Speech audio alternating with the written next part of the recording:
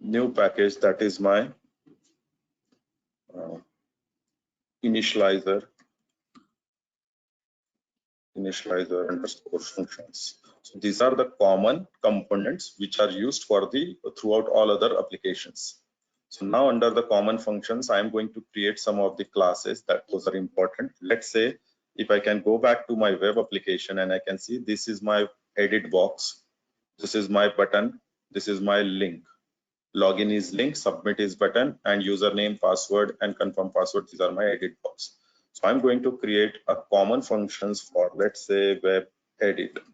So web edit is my edit box. I submit. I'm going to create my common functions, another that is my web button, that is a button. I'm going to create my common functions, that is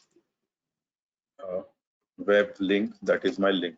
So these are all my web elements. When I say web elements, so web elements are used specifically to perform any action on my web objects, and objects are my this username, edit box, password edit box, or submit button, or login link. Okay, so now go back to one of my web edit box, and okay, there are some of the common functions for the web element also. Web element can be your checkbox, your button, your radio button, your frame, all other things. So if there is some common, so we can create another class that is a web element common. If all those are for common to the web element, then we can create for web element common. In the web element common, mostly what we can see if this username is present, then only we can perform some action. If this edit box is enabled, then only we can perform some action. Let's say we can check first if it is present, but if it is not enabled and we try to enter something in this edit box, definitely it will throw you another exception. So we can add those common functions here first. So I'm going to create some static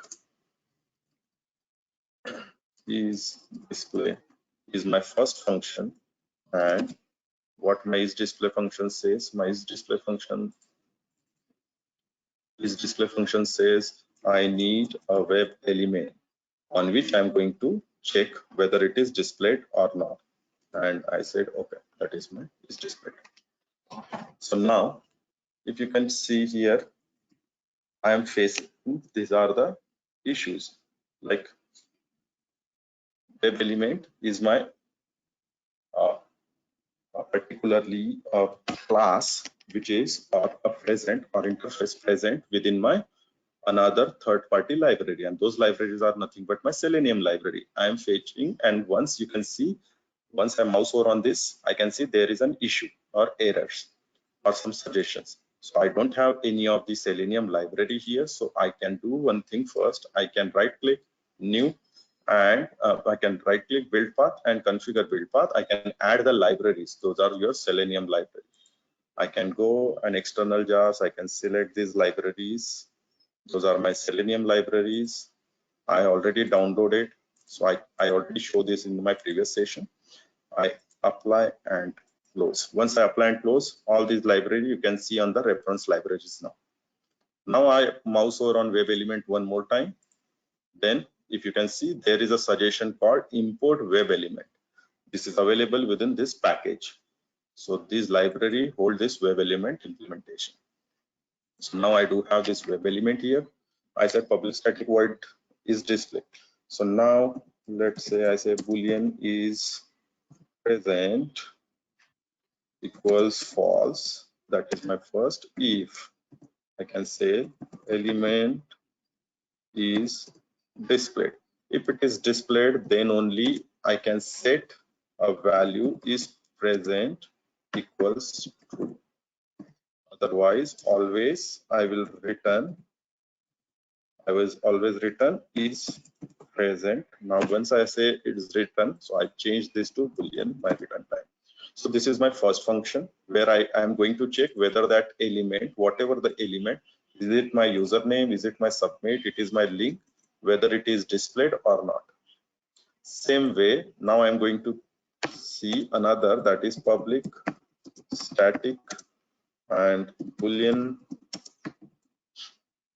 is we can say in a better is click.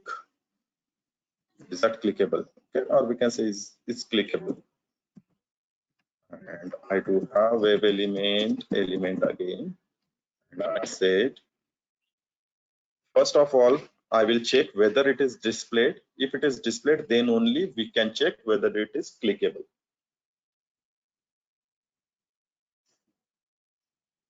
Okay.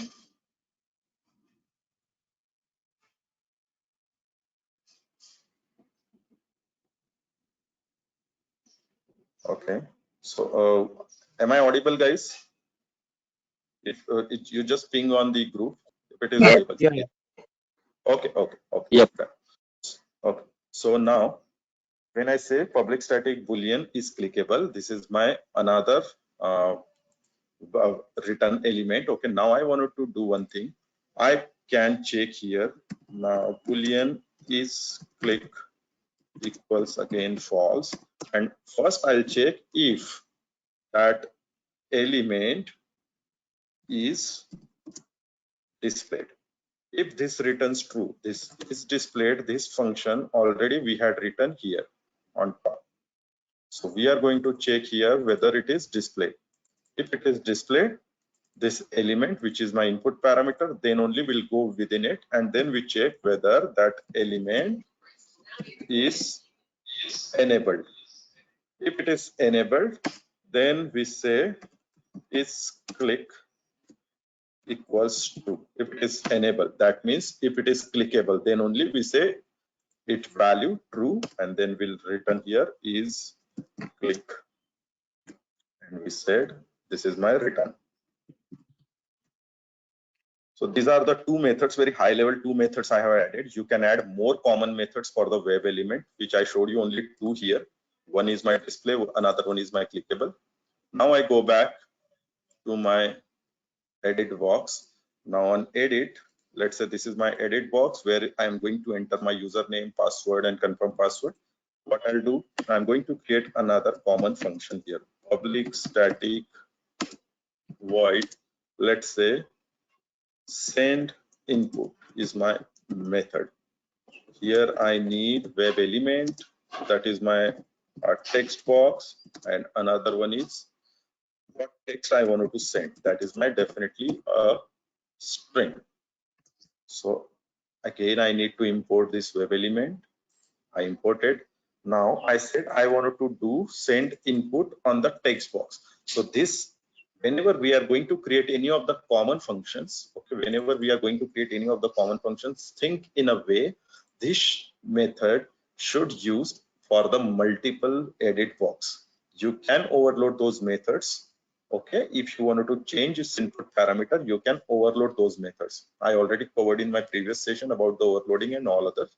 So you can overload, but as of now, we just create this send input, this text box, and text. Done. So web edit send input is my common method. I want to use this method for not only Selenium QTP application, for Google, for Yahoo, for Reddit, any other projects. So first of all, I wanted to check whether this text box is present on the web page. If it is present, I wanted to check whether it is clickable. So already I had written those methods. So what I can do, I can see if web element, okay, I can see if web element common dot is clickable, and this time I'm going to pass a text box. So is clickable, just now we had written this method is clickable. We say if that method, if that element is display first and then it is enabled, then only it will return you true.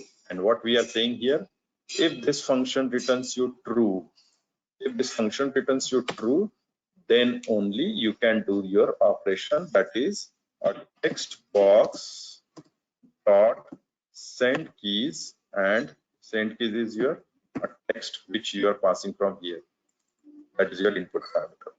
Okay, we can change the send keys also. There is a way that nobody can understand whether you are doing a sending some input.